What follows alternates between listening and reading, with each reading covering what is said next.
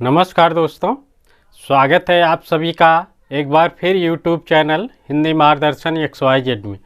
आज हम एक ऐसे धर्म प्रचारक या इसे हम कह लें हिंदू धर्म संरक्षक आदि गुरु शंकराचार्य के बारे में हम देखेंगे, जो दक्षिण भारत के थे। तो उनके बारे में हम आज उनके जन्म, मृत्यु और उनके द्वारा किए गए योगदान, हिंदू धर्म के लिए उन्होंने क्या क्या योगदान दिया, उसके संरक्षण में क्या क्या योगदान दिया, उसके बारे में हम देखेंगे विस्तार से। तो अगर आप इस चैनल पर नए हैं तो सबसे पहले इस चैनल को सब्सक्राइब और लाइक कर दें और बेल आइकन ज़रूर दबाएं, जिससे जो भी वीडियो अपलोड करूं उसकी सूचना आप सभी को मिल जाए।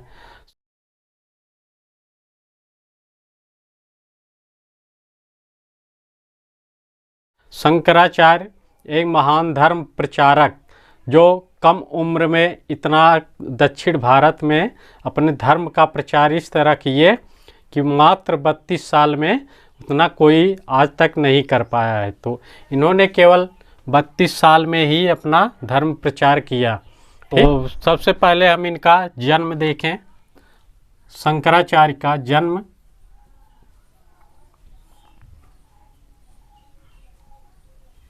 788 ईस्वी केरल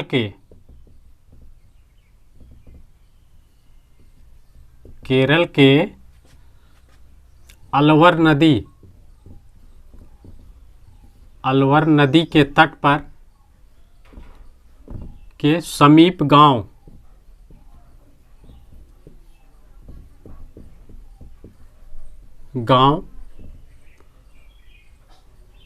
कलादी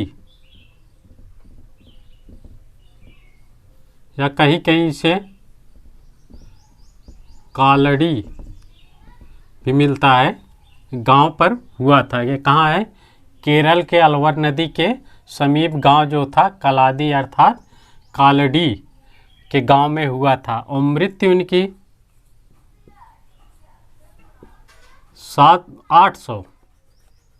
820 ईस्वी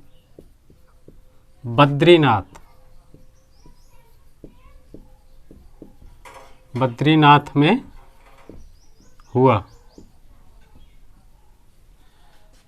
ठीक। इनके पिता शिव गुरु, माता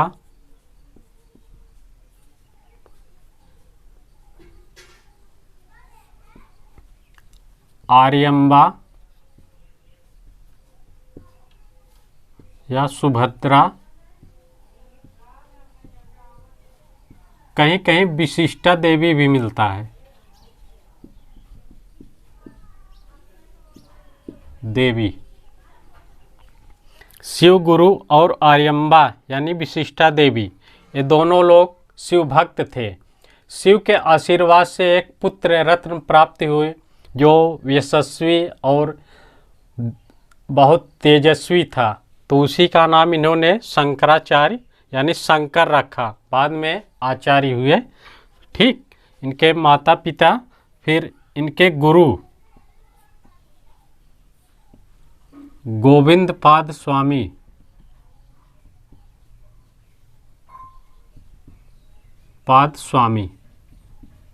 इनके गुरु थे। कहा जाता है कि शंकराचार्य 8 वर्ष के ही उम्र में वेद पुराण आदि की अर्थात अध्ययन कर लिया था। इन्हें सब वेदों का ज्ञान प्राप्त हो गया था। तो इन्होंने गोविंदपाद स्वामी की योग्यता यानी जो उस समय इतना प्रभाव था दक्षिण भारत में, सुनकर इन्हीं की खोज में चले गए।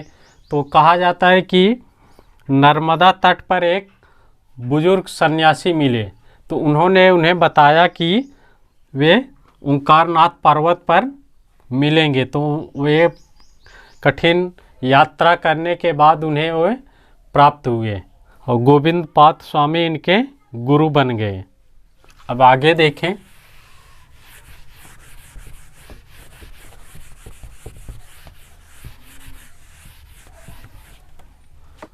इनका दार्शनिक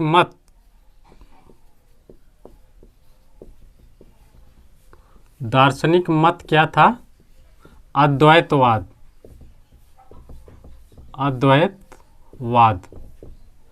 इनके अनुसार जीव और ईश्वर दोनों एक है। ये दोनों एक हैं, जीव और ईश्वर। ये जगत जो है, ये जगत है, जगत ये मिथ्या है। इसे इन्होंने मिथ्या कहा। जगत मिथ्या है, जीव और ईश्वर दोनों एक हैं। अज्ञानता के कारण ये दोनों अलग हैं। जैसे अगर ईश्वर का ज्ञान नहीं है तो जीव अलग है, ईश्वर अलग है। इन्होंने दोनों को एक माना और कहा कि जब हमें ज्ञान की प्राप्ति हो जाएगी, ज्ञान जब हमें प्राप्त हो जाएगा, जीव को जब ज्ञान प्राप्त होगा, अर्थात वह ईश्वर है। ठीक, तो यानी ये दोनों एक हैं। इन्होंने कहा कि अहम ब्रह्मास्मि, अहम ब्रह्मास्मि, मैं ही ब्रह्म हूँ। अर्थात जीव और ईश्वर दोनों एक हैं। ठीक, ये किसका कथन है? शंकराचार्य का। इन्होंने जब जैन और बौद्ध अपने चरम सीमा पर था, उस समय इन्होंने हिंदू धर्म के बचाव के लिए सामने आया और उसी का प्रचार करने लगे। ठीक, अनेक दार्शनिकों ने अलग अलग विचार दिए। इन्होंने जीव और ईश्वर को एक कह के जगत को मिथ्या माना। इन्होंने ब्रह्म को दो रूपों में विभाजित किया। ब्रह्म यानी ईश्वर, इन्हें हम ईश्वर कह ले या ब्रह्म। ठीक, ब्रह्म को दो रूप बताया। ब्रह्म के दो रूप कौन कौन? पर ब्रह्म, दूसरा अपर ब्रह्म। जब हमें इन पर ब्रह्म और अपर ब्रह्म की ज्ञान प्राप्ति होगी तो हमें मोक्ष प्राप्त हो जाएगा। तो क्या कहा? मोक्ष प्राप्त हो जाएगा। ब्रह्म यानी दो रूपों में विभाजित किया, पर ब्रह्म और अपर ब्रह्म। जब पर ब्रह्म और अपर ब्रह्म की प्राप्ति अर्थात ज्ञान हमें प्राप्त हो जाएगा तो हमें मोक्ष की प्राप्ति मिल जाएगी। तो इसीलिए इन्होंने ब्रह्म के दो रूप बताए, अर्थात ईश्वर यानी ब्रह्म। ब्रह्म और ईश्वर जीव एक हैं। ठीक,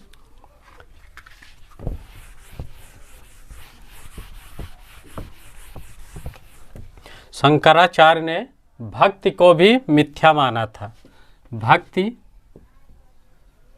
जो है इनके अनुसार मिथ्या है। ज्ञान जो है एक सच्ची साधना है, सच्ची साधना। इसी के अनुसार उन्होंने कहा सर्व खलविदम, सर्व खलविदम ब्रह्म। और क्या कहा? अहम ब्रह्मास्मि, ब्रह्मास्मि।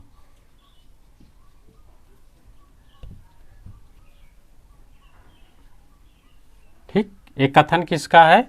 आदि शंकराचार्य। इन्होंने ये कहा भक्ति को मिथ्या माना, ज्ञान एक सच्ची साधना है। अर्थात इन्होंने कहा सर्व खलविदम ब्रह्म अहम ब्रह्मास्मि। यह अद्वैतवाद इनका सिद्धांत था। अद्वैतवादी थे। इनका सिद्धांत क्या था? अद्वैतवाद। फिर आगे इनका संप्रदाय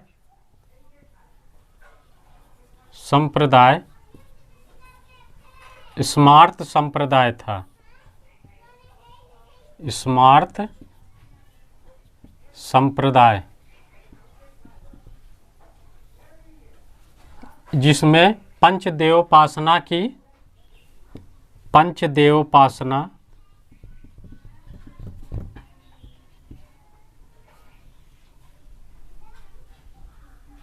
की व्यवस्था की गई।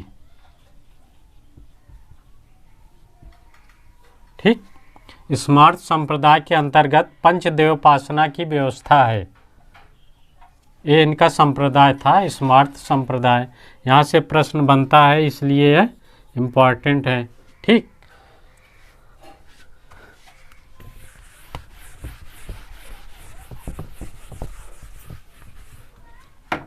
शंकराचार्य को प्रच्छन्न बौद्ध भी कहा जाता है।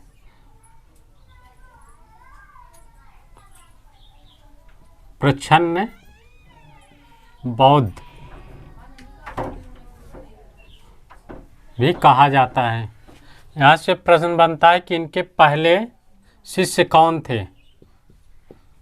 पहले शिष्य सानंदन, इनके पहले शिष्य थे सानंदन। इनका अंतिम उपदेश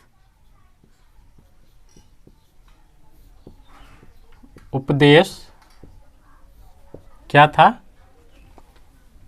हे मानव,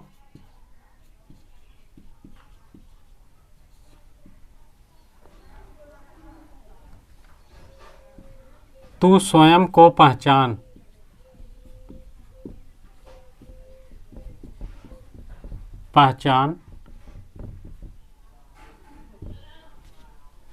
स्वयं को पहचानने के बाद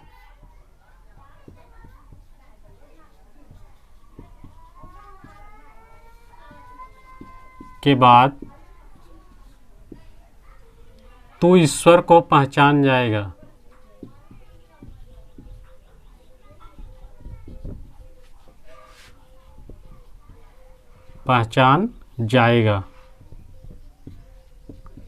इनका अंतिम उपदेश था कि हे मानव, तू स्वयं को पहचान। हे जो मानव है, तुम स्वयं अपने आप को पहचानो। स्वयं को पहचानने के बाद तू ईश्वर को पहचान जाएगा, क्योंकि जीव और ब्रह्म एक हैं। तो अगर जब तुम अपने आप को पहचान जाओगे तो ईश्वर यानी ब्रह्म को स्वयं पहचान जाओगे, क्योंकि ब्रह्म और जीव एक हैं। ठीक, ये इनका कथन था शंकराचार्य का।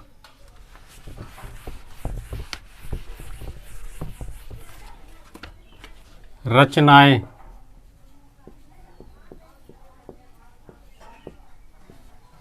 पहली रचना विवेक चूड़ामणि।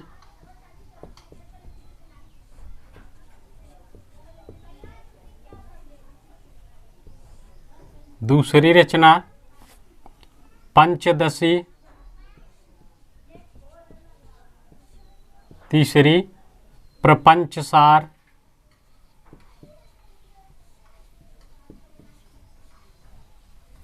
चौथी साधन पंचकम।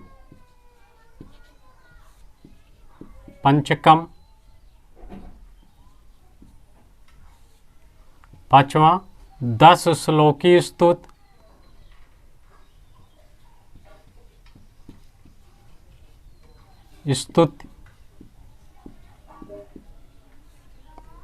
और छठवां है कुछ भाष्य लिखे हैं। भाष्य इन्होंने लिखा है किस किस पर, इसमें देखें। ब्रह्मसूत्र भाष्य,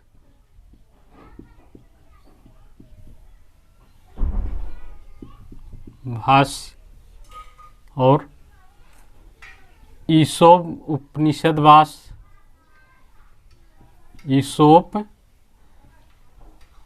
निषद भाष्य,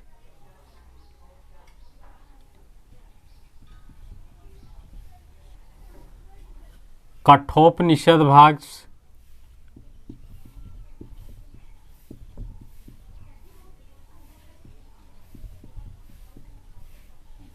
छंदोग्य उपनिषद भाग,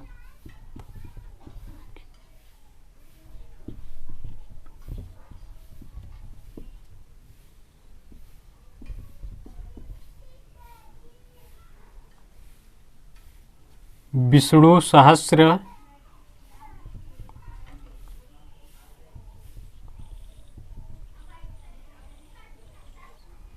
नाम, स्रोत,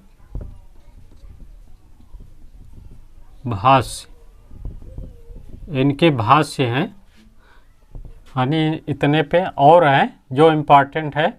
ये सबसे इम्पॉर्टेंट है ब्रह्मसूत्र भाष्य। इसी में अहम ब्रह्मास्मि सूत्र का प्रतिस्थापक है। अहम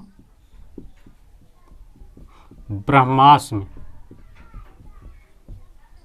ठीक, इसी में प्रतिस्थापित है। अहम ब्रह्मास्मि जो सूत्र है इसी में है, ब्रह्म सूत्र में, ठीक। तो ये शंकराचार्य के कुछ रचनाएं हैं, तो इसको हमने देखा। फिर आगे देखें।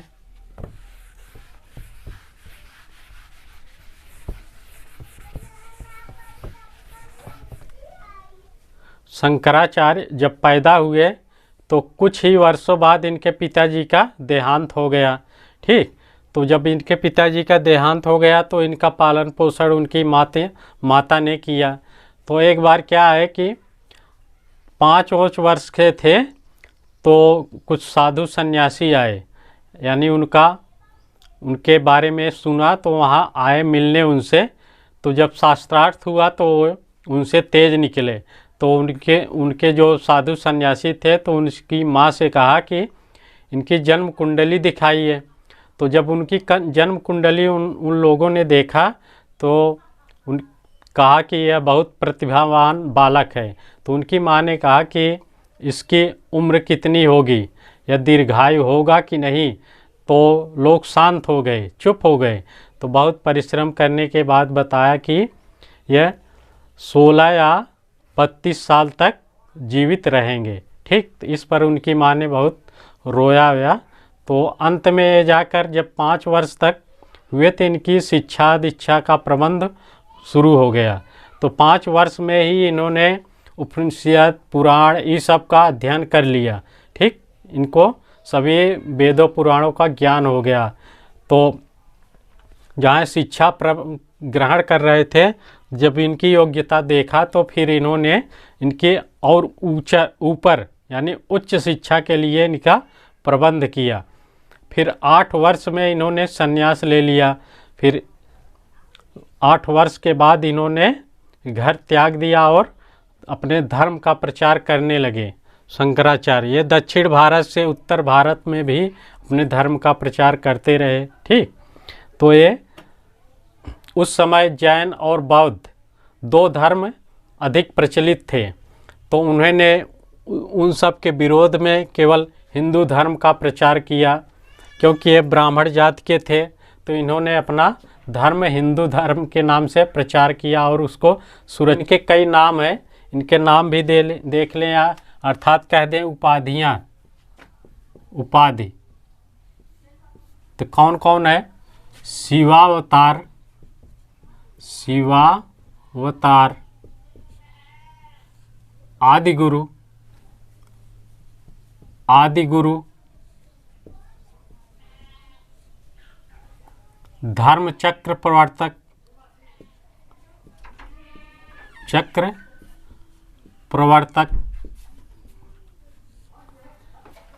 ये इनकी उपाधियाँ थी शंकराचार्य के। शिवावतार, आदिगुरु, धर्मचक्र प्रवर्तक, ये इनके उपाधि थे। और इनके द्वारा 4 हिंदू धर्म के प्रचार के लिए इन्होंने 4 मठ की स्थापना की। 4 मठ वो कौन कौन से हैं तो देख लें। मठ जो है इनके कितने थे? 4। तो कौन कौन?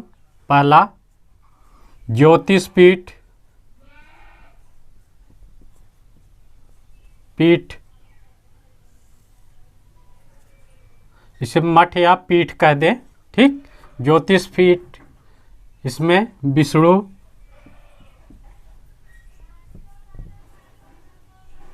विष्णु ये कहाँ है? बद्रीनाथ।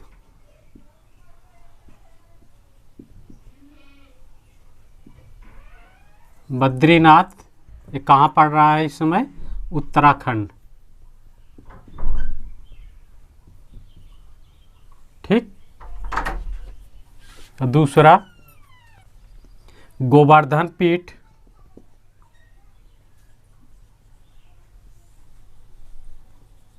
पीठ, इसमें बलभद्र व सुभद्रा। ये कहाँ पे है? पुरी, उड़ीसा। और तीसरा शारदा पीठ,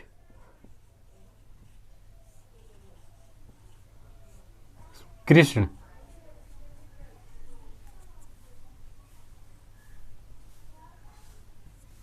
यह द्वारका,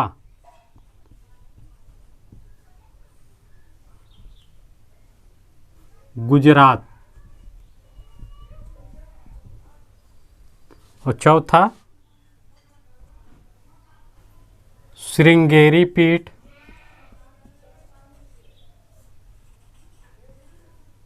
शिव।